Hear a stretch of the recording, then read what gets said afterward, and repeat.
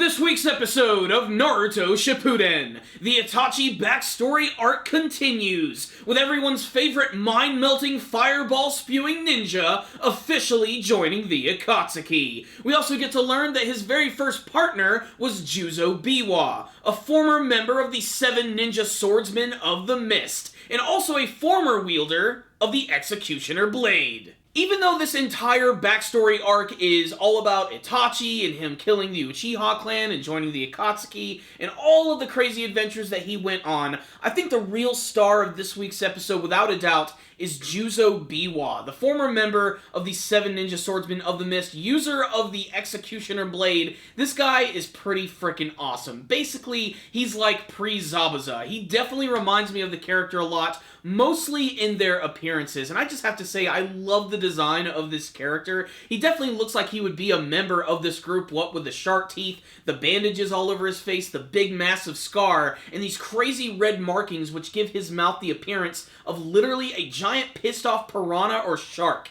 This guy is also pretty freaking brutal. He only works for the Akatsuki just so that he could go on all these crazy missions, and he treats it with extreme professionalism. He doesn't ask questions. If he's asked to kill someone or murder someone, he's just gonna do it. It's just a job to him. And of course, he is teamed up with Itachi, and I'm not sure what it is, but they just really wanted to partner Itachi with someone from the Hidden Mist Village and someone who used to be a part of the 7 Ninja Swordsmen of the Mist. But this episode right here was pretty damn fascinating. There were a lot of really cool events going on in this one. Getting to see Itachi joining the Akatsuki for the very first time was great. Not only that, but we also got some other big confirmations from this episode, like when we actually got to see Yagura going into battle, getting to see him go through some crazy transformation sequences with his 3-tailed beast, which I honestly think was one of the biggest highlights of this episode. Unfortunately, it was not done with the best animation, but the events in this episode are so unique that they're definitely worth seeing for just about any Naruto fan. So basically this episode right here is all about Itachi learning the ropes of the Akatsuki and learning to work with a partner. And Juzo Biwa is not going to take any of Itachi's crap. And he doesn't care anything about the guy. Like, he doesn't want to know his backstory,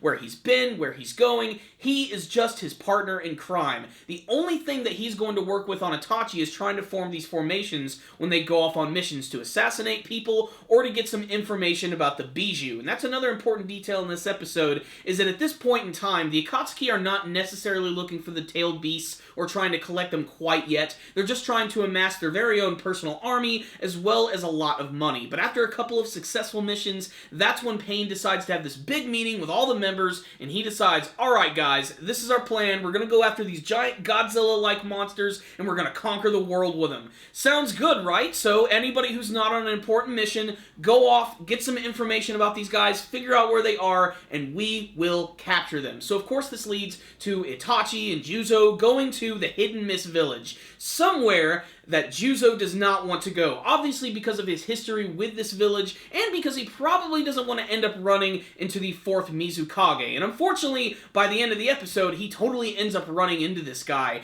Their whole mission is actually not only to get a little bit of information, but to actually kill this feudal lord. But both Itachi and Juzo actually end up getting tracked by Yagura, the 4th Mizukage. He's also joined by a number of different hunter ninja, which I always felt had some of the coolest designs of the entire series. I'm brought to mind some memories of that scene where Obito went completely insane and fought against all of those mist ninja. I just love the design of these characters, just so distinctly ninja-y, if you know exactly what I mean by that when I actually say it. I just really like these guys, and despite the fact that they're really cool, they all end up getting their asses handed to them through the use of Juzo's abilities to use his mist technique and making water clones, and to just plain throw his sword right into the faces of a bunch of unwanting ninja. It's a lot of really great stuff, and then Yagura has to transform into his State 2 form, which is very similar to when Naruto goes into his 4-tailed form with the black and red chakra, which looks all scrambled, except this time, when Yagura is in this form, you can see that there's the outlines of the shell from the 3 tails.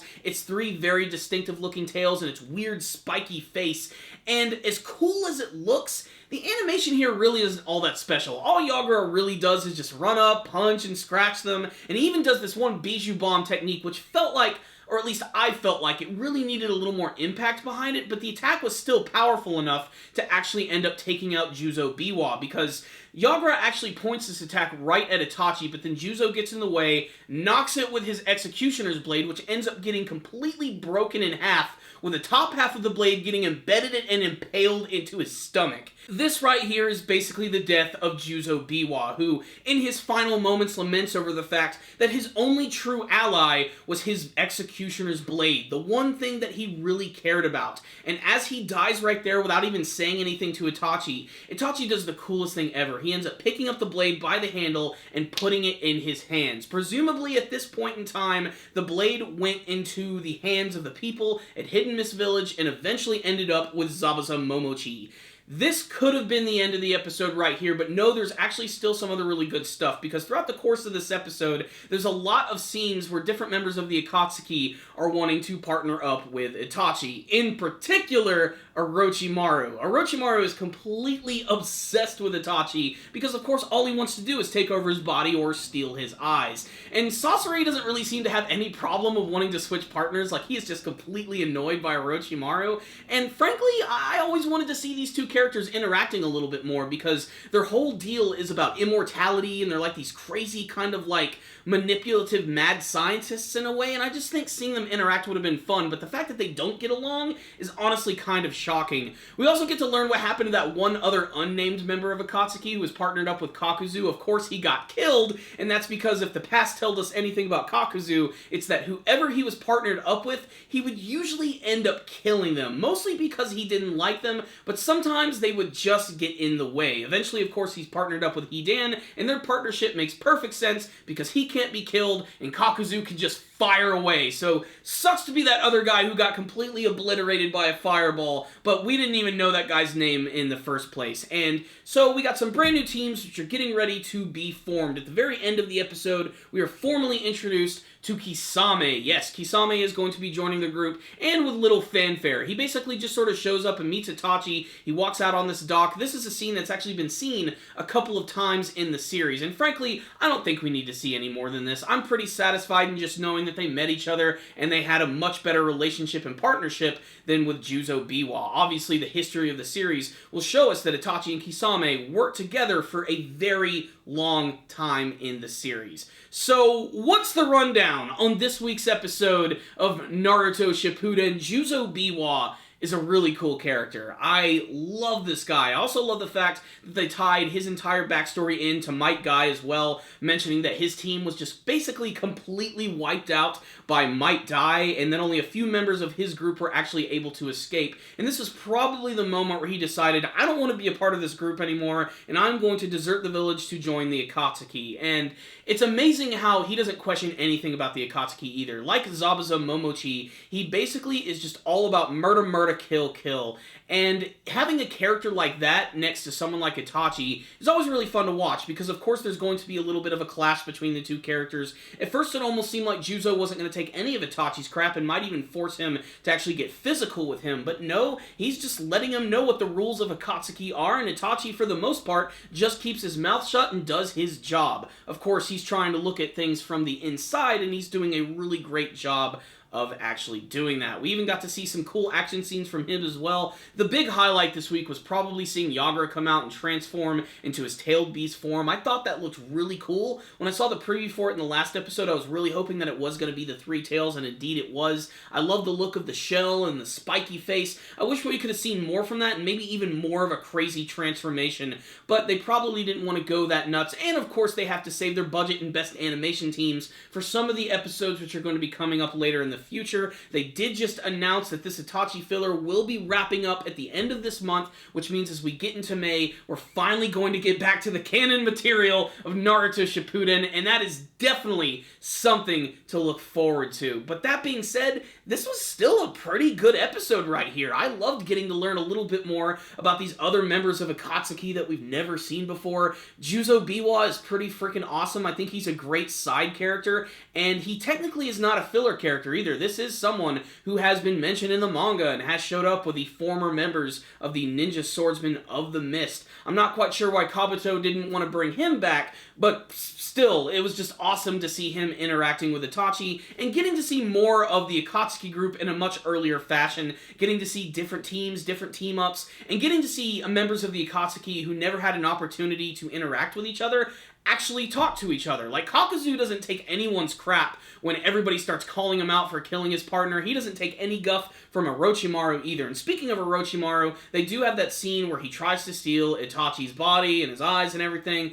It doesn't work. He ends up getting caught in a genjutsu and ends up getting his original hand cut off by Itachi, and this is also when he decides to desert the group, and that's when, presumably, in the next episode, we're actually going to get some brand new team-ups. We're going to see Sasori teaming up with Deidara for the very first time, and the preview shows that they're going to go after Orochimaru, and Orochimaru is going to use an Edo Tensei to get them. I cannot wait to see that. I cannot wait to see who he is going to summon. I don't know how to read Japanese, so I have no idea what that coffin says in the preview. All I know is the prospect of seeing that looks like it's going to be really exciting. Maybe getting to see some Kisame and Itachi action. We might even get to see the introduction of Hidan when he joins Kakuzu. Although, now we're starting to get a little bit off track. This was all supposed to be about Itachi, and it has slowly morphed into, like, the backstory of the Akatsuki, but honestly, this is stuff that I've wanted to see for a long time. Whenever there's stuff, like, that involves, like, the main villains from the series, I tend to be hooked right in. It's like a freaking tractor beam. I'm always obsessed with the villains of these series, and I just love them in this show, especially because they're all a bunch of kick-ass monstrous ninja. So, this was a great episode expanding on Itachi joining the Akatsuki, getting to see his original partner, getting to see some cool action scenes that we've never seen before, more of Yagura, the fourth Mizukage, who is a pretty important character in the series in the grand scheme of things, not just the fact that he's a Jinchuriki, but of the role he plays because he's being manipulated by Obito. There's just a lot of great moments in this episode right here. My only real complaint with this episode definitely pertains to the animation and some of the artwork, mostly in that final action scene. I felt like there could have been a little more impact, especially with the fact that Yagura is transforming into one of his tailed beast states. I just felt like that scene could have been handled a little better. That being said, the story of this week's episode alone is what truly saved it for me and made it one of the most interesting episodes that I've seen from this Itachi arc, and a filler episode that I am glad that I have seen. This is definitely one that you should check out if you're a fan of the series, especially if you like the villains from the Akatsuki and Itachi, of course. And if you just love those wacky 7 ninja swordsmen of the mist, then check out this episode. You're definitely going to see something you like. So I'm going to give this episode right here a 4 out of 5. I really liked it a lot, aside from some of the bad animation. This is definitely an episode of Naruto that all Naruto fans should definitely check out. If you've read the manga, if you're watching the anime,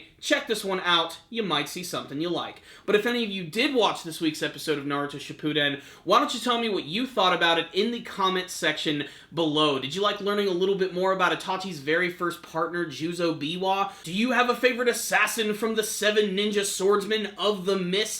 What do you want to see from the rest of the Itachi backstory and the rest of the Naruto Shippuden anime series? Please tell me in the comments section below. You guys are awesome. Thank you for watching this review. I really appreciate it. Make sure to smash that like button and share this video with all of your friends. And if you would like to, please subscribe to the channel. That way you'll be able to see all of our latest anime and manga reviews, our weekly podcast show. You guys can also follow us on Facebook and on Twitter. All that stuff is going to be in the description box below. So thank you guys again for watching, and as always, stay dandy, baby!